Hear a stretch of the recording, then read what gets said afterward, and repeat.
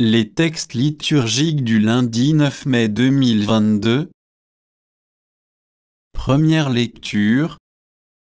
Ainsi donc, même aux nations, Dieu a donné la conversion qui fait entrer dans la vie. Actes des Apôtres 11, 1 à 18. Lecture du livre des Actes des Apôtres. En ces jours-là, les apôtres et les frères qui étaient en Judée avaient appris que les nations, elles aussi, avaient reçu la parole de Dieu. Lorsque Pierre fut de retour à Jérusalem, ceux qui étaient juifs d'origine le prirent à partie, en disant : « Tu es entré chez des hommes qui ne sont pas circoncis, et tu as mangé avec eux. » Alors Pierre reprit l'affaire depuis le commencement et leur exposa tout dans l'ordre, en disant : « J'étais dans la ville de Jaffa, en train de prier, et voici la vision que j'ai eue dans une extase. C'était un objet qui descendait. On aurait dit une grande toile tenue aux quatre coins, venant du ciel. Elle se posa près de moi. Fixant les yeux sur elle, je l'examinai et je vis les quadrupèdes de la terre, les bêtes sauvages, les reptiles et les oiseaux du ciel. J'entendis une voix qui me disait : « Debout, Pierre, offre-les en sacrifice, et mange. » Je répondis : « Certainement pas, Seigneur. Jamais aucun aliment interdit ou impur n'est entré dans ma bouche. » Une deuxième fois, du haut du ciel la voix répondit : « Ce que Dieu a déclaré pur, toi, ne le déclare pas interdit. » Cela se produisit par 3 fois, puis tout fut remonté au ciel. Et voici qu'à l'instant même, devant la maison où j'étais, survinrent 3 hommes qui m'étaient envoyés de Césarée. L'Esprit me dit d'aller avec eux sans hésiter. Les 6 frères qui sont ici m'ont accompagné, et nous sommes entrés chez le centurion Corneille.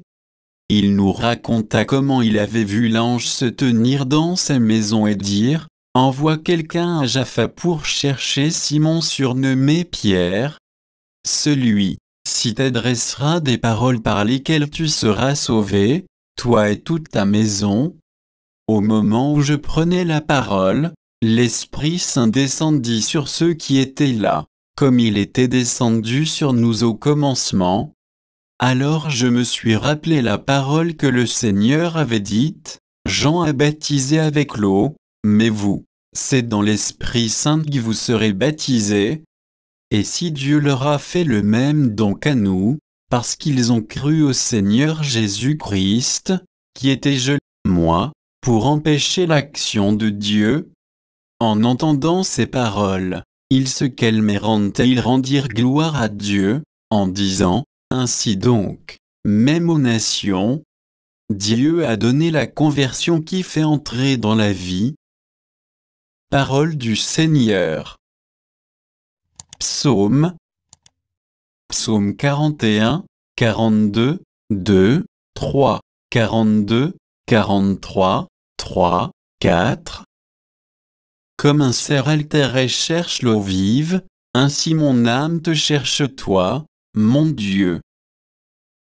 Mon âme a soif de Dieu, le Dieu vivant. Quand pourrai-je m'avancer, paraître face à Dieu ? Envoie ta lumière et ta vérité, qu'elle guide mes pas et me conduise à ta montagne sainte, jusqu'en ta demeure. J'avancerai jusqu'à l'autel de Dieu, vers Dieu qui est toute ma joie, je te rendrai grâce avec ma harpe. Dieu, mon Dieu. Évangile. Moi, je suis la porte des brebis. Jean 10, 1 à 10. Évangile de Jésus-Christ selon saint Jean.